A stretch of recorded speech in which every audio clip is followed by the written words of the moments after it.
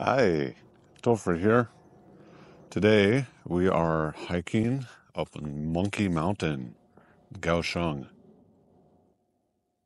It's pretty cool. A lot of monkeys. Go figure. We just had Chinese New Year, the Year of the Dragon, and I was thinking a lot about People's Republic of China and how things aren't great for it. I think there's a strong possibility that we might be seeing the end of the People's Republic of China in the next couple of years. The PRC is facing three really big problems. And the combination of these problems can break apart People's Republic of China as we know it. It can bring that country to an end. And that's happened before in Chinese history. Many times, dynasties have failed. Now, the least serious problem they have, which is still a really big problem, is a leadership problem. As I'm sure you know, the country is controlled by one political party, the CCP, and the CCP has a long history of caring really only about the CCP. They've made a lot of really bad policy decisions over the years at the expense of the Chinese people. They've also fostered a culture of corruption. Cool, met a subscriber hiking on the mountain. Although I forgot what I was talking about. Where was I? So, yeah, the CCP has not done the Chinese people any favors by fostering a culture of corruption and really short-sighted policies. Some of these policies have even created the other problems we're going to talk about. Okay, problem number 2. This is a really big one. This is the economy. There's a lot to cover about this, so I'll try and keep it very short and simple. The People's Republic of China has a debt to GDP, gross domestic product, debt to GDP ratio of over 280%. Let's compare that with Taiwan, whose debt to GDP ratio, I think, is around 30%, which is great. Okay, hey, sorry to interrupt. I'm obviously not on Monkey Mountain anymore. I'm in Labor Park in Kaohsiung, out for a little bit of a run. I realized that there were some things that I didn't mention that I should clarify here. That 287, 286 debt to GDP ratio that I mentioned, that is coming from a state-backed financial think tank in China. NIFD is the name of that think tank.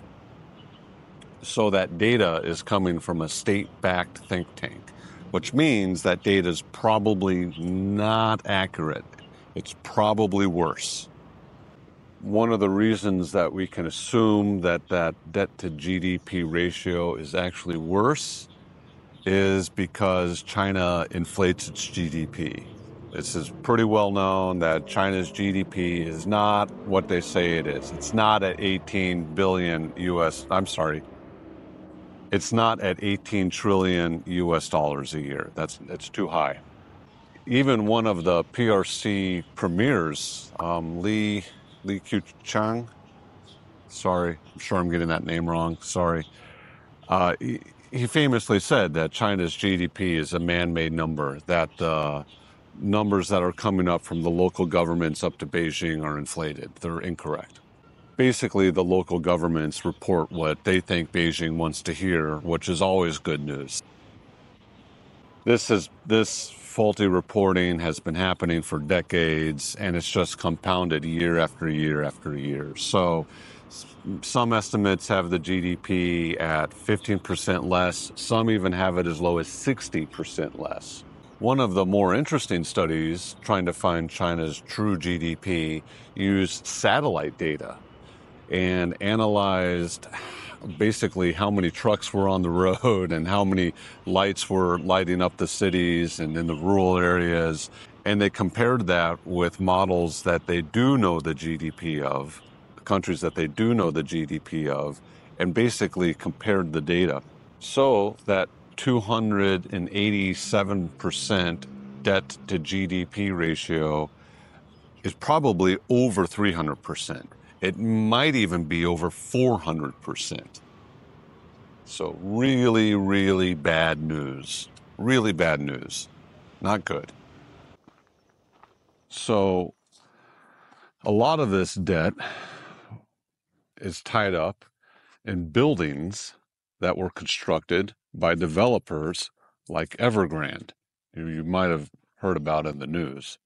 Long story short, many Chinese developers built far more apartment complexes and buildings than the country needed. They were building these because they were a popular investment. Many families bought 2 or 3 of these apartments that have never been lived in.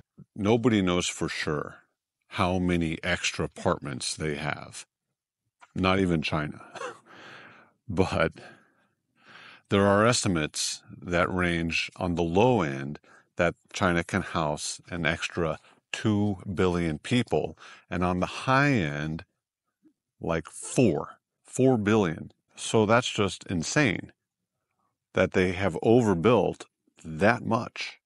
So they've overbuilt to the point where their supply of housing vastly overreaches their demand for housing.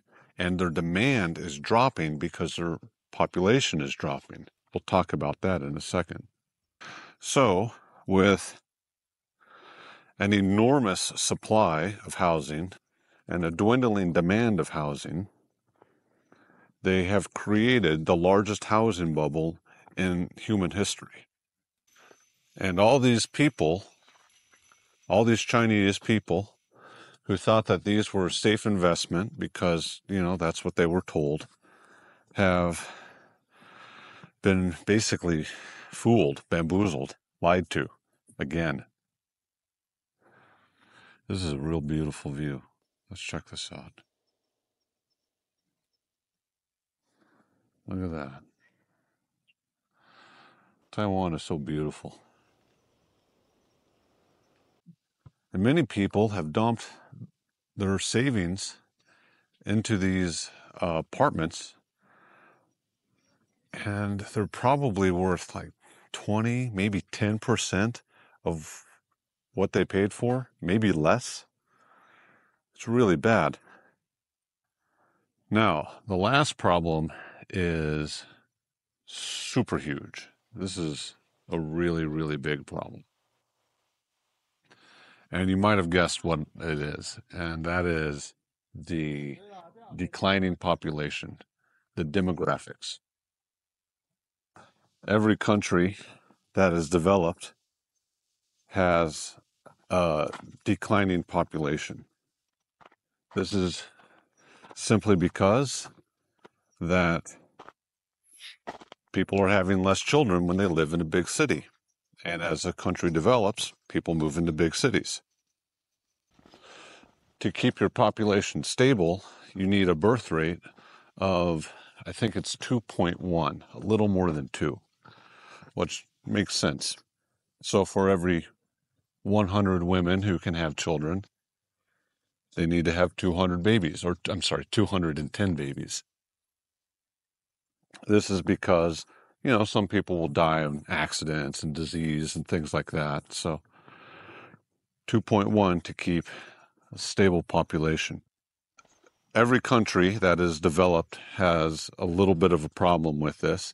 The U.S. not so much, because the U.S. has a lot of immigration. But places like Japan and Germany and even Taiwan, they're not close to that 2.1. I think Taiwan's birth rate is at 1.2, I think. But China's is terrible.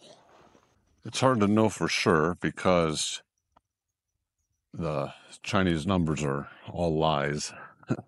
They don't report the truth. But best estimates show that China's birth rate is at 0.5. And there are some studies that showed that during COVID, it was even less than that. But let's give them the benefit of the doubt and say it's 0.5. That means for every 100 women now in childbearing age, they had 50 babies. 25 of those 50 babies will be women who, in 20 years, will be of childbearing age. You see the problem. In a single generation, China's dropping the number of women that can have children by a quarter of what it is today. Okay, sorry to interrupt again, but I will need to clarify a few things when I'm talking about the population models. The birth rate I'm talking about is specifically the total fertility rate. There's different ways to measure birth rate. The one I was using is how many children is a woman going to have in her lifetime. And that 0.5 number that I mentioned for China, that's actually for Shanghai itself. It's not all of China. All of China is probably closer to 0.8. The numbers coming out of China are not accurate. We can't trust the data that China publishes. The reason is because the provinces, the local governments, they have a financial incentive to boost their numbers when it comes to reporting how many children are in the province or born in the province. So when we look at China's population of 1.4 billion, it's actually less than that. It's probably closer to a billion, with all these extra people that are being counted for don't actually exist. And those are all young people, making this whole demographic population problem even worse. So China's population is experiencing a deep spiral. It's just like going to dive off a cliff. This creates a big problem because it's the young people who are working and making things and making the economy happen. And when all these younger generations have to support all the older generations, that's just a huge workload. They don't have the time. A situation where there's more 70-year-olds than 5-year-olds is really, really bad. And it's something that humanity hasn't really seen before. We don't really know how this plays out. But however it plays out, it's going to affect China far worse than anywhere else. So the young people in China are facing an incredibly difficult situation, and they're well aware of it. These are people who spent their childhood in a very affluent society, being told that this is going to be the century for China and everything's going to be great. And as they're becoming working-aged adults, they're realizing that that was not true. And they're becoming very disillusioned, very upset. And it's really easy to figure out who's to blame, going back to problem number one, right? The leadership. So since history tends to repeat itself, I would not be surprised if we have somewhat of a peasant revolt, peasant revolution in China. Again, several dynasties have ended this way. Maybe this one will too. Usually when a dynasty ends, when a government ends, it's a very violent process. What will happen when this happens to China? Will it be like how the Soviet Union ended? Will it split up into smaller countries? I could absolutely see Tibet and some of the other autonomous regions like Hong Kong and Macau just deciding to be their own self-governing countries. So whenever this government transitions into something else, breaks apart, I hope that there's not a lot of suffering brought upon the Chinese people. I really do. All right. If you found this video interesting, I'd appreciate it if you left a like and subscribed and checked out the playlist. I talk a lot more about geopolitics. And I want to give you a big thank you for watching all the way till the end, and a super big thank you to all the channel members and the Patreon members. Thank you so much. It's you guys who are keeping the channel alive and keeping it going. So you're the best. Okay, that's it for me today. Peace. Love. Thanks for watching. See ya.